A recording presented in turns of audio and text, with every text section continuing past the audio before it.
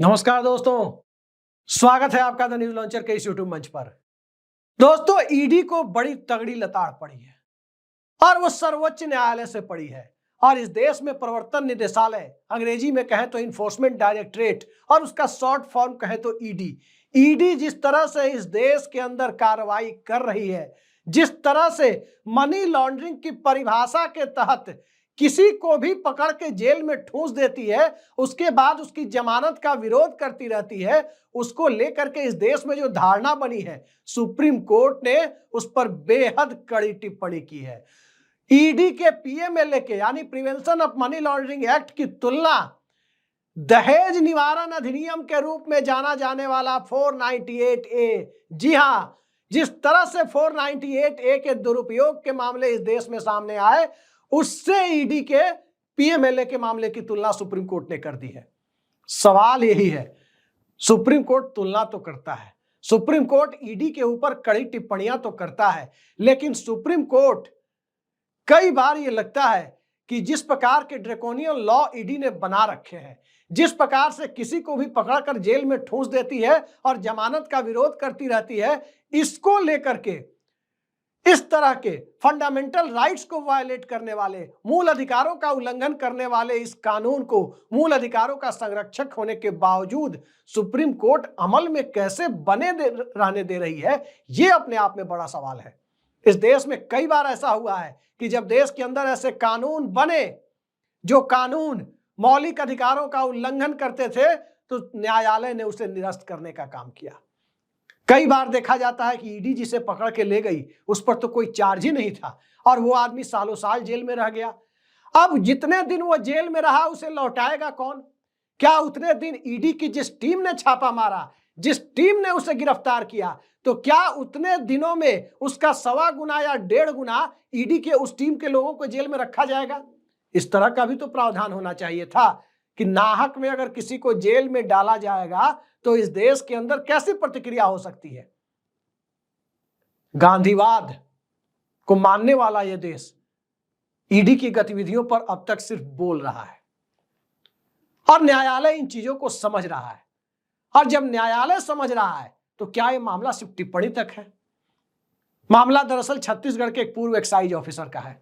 वहां के शराब मामले में उस व्यक्ति को गिरफ्तार किया था और उस व्यक्ति को जब गिरफ्तार किया गया, उसके बाद हाईकोर्ट ने संज्ञान लेने के आदेश को ही रद्द कर दिया, यानी कॉग्निजेंस लेने का जो आदेश था उसे ही निरस्त कर दिया, लेकिन जमानत नहीं मिली। जमानत का विरोध करते रहे। केंद्र में भी, यहां सुप्रीम कोर्ट में भी ईडी की तरफ से जो वकील पेश हो रहे थे, वो जमानत का विरोध कर रहे थे। अब सवाल यह उठता है कि जिसमें कॉग्निजेंस टेकिंग पावर ही खत्म कर दी गई, जमानत जिसमें संज्ञान लेने का अधिकार, संज्ञान ही रद्द कर दिया गया, उस मामले में फिर गिरफ्तारी कैसी? मतलब मुकदमा खत्म उस व्यक्ति के ऊपर से, लेकिन वो व्यक्ति जेल में रहेगा। यह करिश्मा ईडी ही कर सकती है।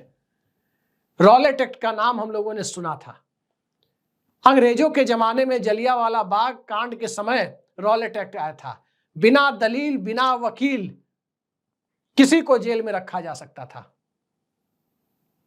तो क्या ईडी वैसे ही बिना दलील के किसी को जेल में डालना चाहती है? दरअसल वक्फ बोर्ड के मुद्दे पर आप देख रहे हैं।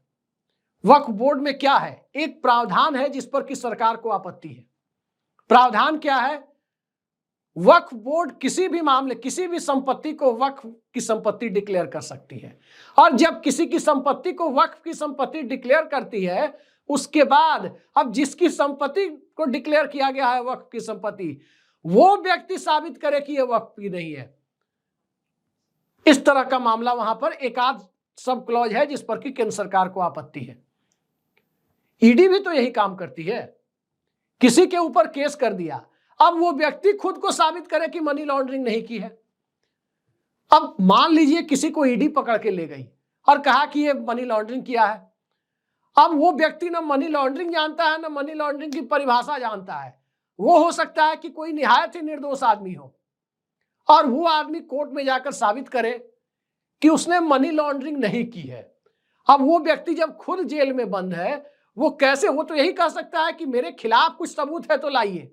मतलब जो गिरफ्तार करेगा वो सबूत नहीं देगा, वो पकड़ के गिरफ्तार करके रख लेगा, लेकिन सबूत अब गिरफ्तार करने वाला व्यक्ति दे। तो इस तरह का जो मामला है 498A में भी कमोबेश कुछ मामलों में ऐसा देखने को मिला कि ब्लैकमेलिंग के तहत किसी को 498A में किसी ने प्रताड़ना के कानून को सीधे सीधे अपने ससुराल पक्ष के लोगों को परेशान करने में इस्तेमाल किया। क्या वही काम ईडी कर रही है? सुप्रीम कोर्ट के विद्वान न्यायाधीश जस्टिस अभय एस ओका और जस्टिस उज्जवल भुइयां की पीठ ने बहुत कड़ी टिप्पणी की है कि आप किसी को जेल में नहीं रख सकते, आप बंद करके रखने के लिए नहीं है। सवाल यही है कि बंद करके रखने के लिए नहीं है, लेकिन वही काम कर रही है वो। ईडी की स्थिति यही है कि जो कहावत आपने सुनी होगी, शिकारी आएगा, जाल बिछाएगा, दाना डालेगा, लोभ में उसमें फंसना नहीं। मतलब किसी के घर में तोते पाले हुए थे, वो तोते को उसने पढ़ना सिखा दिया था। जैसे तोता नाम लेना सीख जाते हैं, सीताराम सीताराम कहते हैं, वैसे ही किसी ने सिखा दिया था तोते को। 10-20 तोते पाल रखे थे, उसे सिखा दिया था कि शिकारी आएगा, जाल बिछाएगा, दाना डालेगा, लोभ में उसमें फंसना नहीं। और जब वो तोते अचानक एक दिन उड़ गए और शिकारी ने जाल बिछा रखा था, बस वही पढ़ते हुए उस जाल में चले गए। यही स्थिति आज की तारीख में दिख रही है कि लगातार टिप्पणियां आ रही है। जस्टिस संजीव खन्ना साहब जब चीफ जस्टिस नहीं बने थे और उनकी टिप्पणियां, मुझे याद है कि कितनी कड़ी टिप्पणियां मनीष सिसोदिया के जमानत के मामले में ईडी के ऊपर की जाती थी, लेकिन जमानत नहीं दी जाती थी। अनिल देशमुख ने इसी चैनल पर, न्यूज लॉन्चर पर ही अशोक वानखेड़े जी, वरिष्ठ पत्रकार अशोक वानखेड़े जी को दिए हुए इंटरव्यू में सीधे सीधे ईडी की कार्यप्रणाली पर सवाल उठा दिया था और वो जेल में बंद थे, किस तरह की परिस्थितियों से उन्हें दो चार होना पड़ा था और उनके शब्दों में किस तरह के ऑफर उनको दिए जा रहे थे, सारी बातें खोलकर रख दी थी। विपक्ष टॉर्चर एजेंसी का आरोप ईडी पर लगता रहा है, लेकिन ईडी जिस प्रकार से अपनी गतिविधियों को आगे बढ़ा रही है, खास करके उसके कन्विक्शन रेट पर सवाल उठता है कि 0.4% लोगों को ईडी कन्विक्ट करा पा रही है। इतना खराब रेट तो सीबीआई का नहीं है। सीबीआई कोई मामला दर्ज करती है, इतने लंबे समय तक किसी को जेल में नहीं रखा जाता संदेह के आधार पर। यहां संदेह नहीं होता। आपने देखा होगा कि जो राजनेता भारतीय जनता पार्टी में ईडी का प्रेम पत्र पाने के बाद घुस गया, उसके पास ईडी फटक जाए सवाल ही नहीं है। वहां ईडी को जाने पर हाथ पांव कांपने लगते हैं। हिमंता बिश्व शर्मा जब कांग्रेस में थे, ईडी का नोटिस मिला, फिर वो भाजपा में चले गए।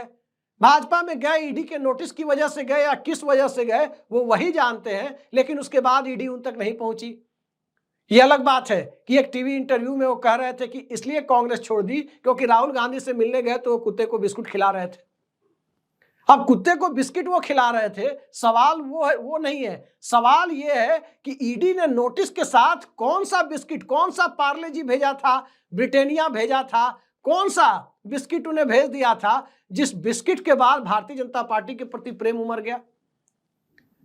पश्चिम बंगाल विधानसभा में विपक्ष के नेता है शुभेंदु अधिकारी, वो भी टीएमसी में थे, ममता बनर्जी के साथ थे, उन्हें भी ईडी का नोटिस मिला था।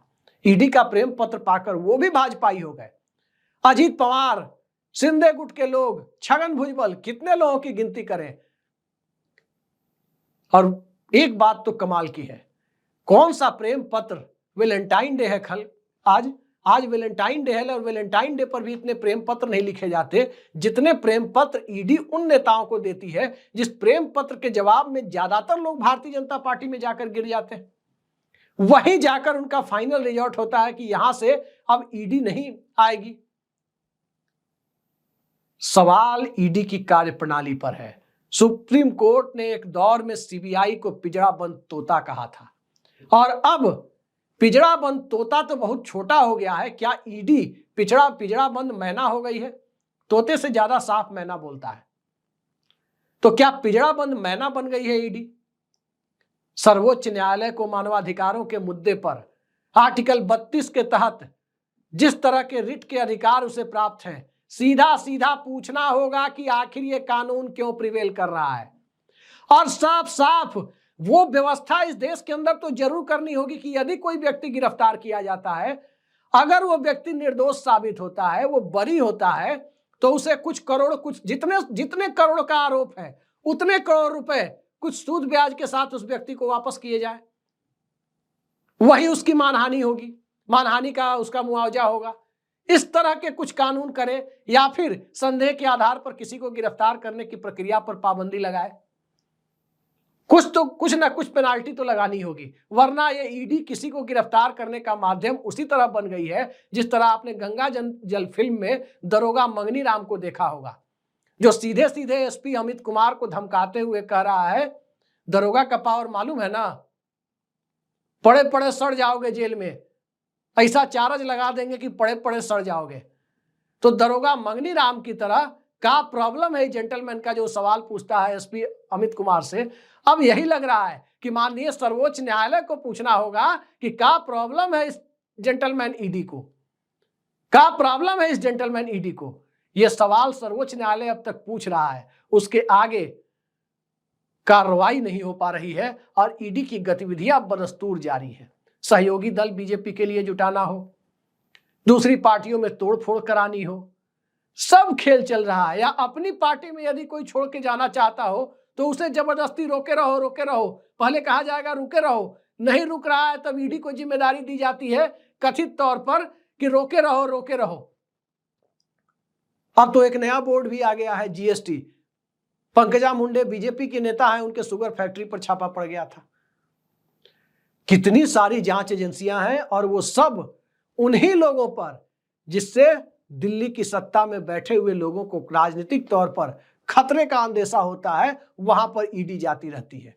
तो लोगों के मन में वैलेंटाइन डे के अवसर पर आज जो लोग, ज्यादातर लोग गाना गुनगुना रहे होंगे कि ये इल्लू इल्लू क्या है, अब लग रहा है कि लोगों को गुनगुनाना पड़ेगा ये ईडी ईडी क्या है। ईडी का मतलब बीजेपी का मेंबरशिप अभियान, ईडी का मतलब विपक्ष टॉर्चर एजेंसी, ईडी का मतलब सरकार बनाने गिराने का खेल, और ईडी का मतलब सिस्टम को किसी भी प्रकार से येन केन प्रकारेण अपने हाथ में रखने के लिए एक महत्वपूर्ण औजार। यही इस देश में धारणा बनी है और यही विपक्ष का आरोप भी है। तो देखते जाइए ये ईडी ईडी क्या है। आने वाले कुछ समय में उम्मीद है कि जिस तरह से जस्टिस अभय एस ओका और जस्टिस उज्जवल भुइयां साहब ने ईडी को लताड़ लगाई है, उसके बाद पीएमएलए की उस धारा को निरस्त जरूर करेंगे या पेनाल्टी जैसी किसी व्यवस्था पर जरूर जाएंगे कि यदि किसी निर्दोष व्यक्ति को पकड़ा गया तो जिस अधिकारी ने पकड़ा उसके बदले उसका 1.25 गुना कम से कम उस अधिकारी को पकड़ के जेल में डाला जाए जिसके सिग्नेचर से नोटिस निकला है। इस तरह का कुछ काम तो करना पड़ेगा, अन्यथा ये ईडी लोकतंत्र के ऊपर एक कुठाराघात करने वाली संस्था है जो लोकतंत्र को अंततः कहीं ना कहीं खत्म कर रही है। देखते जाइए, ईडी की महिमा अपरंपार है। आगे भी देखिए ईडी किस रूप में आपके सामने दिखाई देती है। आज के लिए इतना ही, नमस्कार।